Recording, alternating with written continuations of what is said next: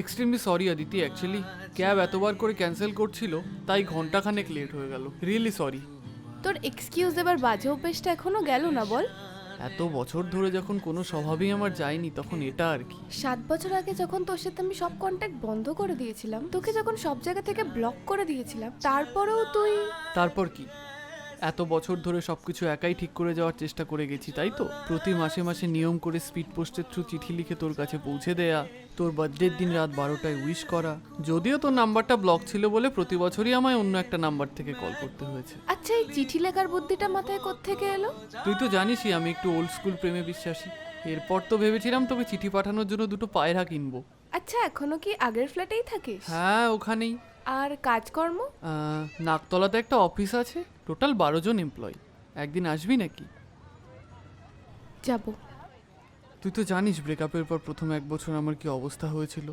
কাজকর্ম সব বন্ধ হয়ে গেছিল, এদিকে যা সেভিংস ছিল সব শেষ। নিজেকে একরকম সবার থেকে আইসোলেট করে দিয়েছিলাম। টাকা পয়সাও কিছু ছিল না, তাই বাধ্য হয়ে ফ্ল্যাটটাও ছেড়ে দিতে হয়েছিল। তারপর এই 2 বছর হলো ফ্ল্যাটটা আবার আমি কিনে নিয়েছি।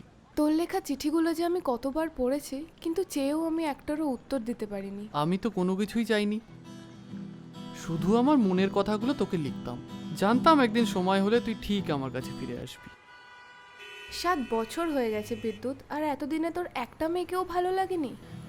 আমি তো ঠিকই মুভ অন করে গেছিলাম, তাহলে তুই কেন এতগুলো বছর আমার জন্য অপেক্ষা করে থাকলি?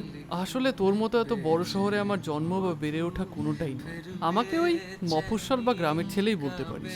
ওখানে প্রেম, রিলেশনশিপ, ব্রেকআপ কলকাতার মতো এতটা পরিমাণে দেখা যায় না।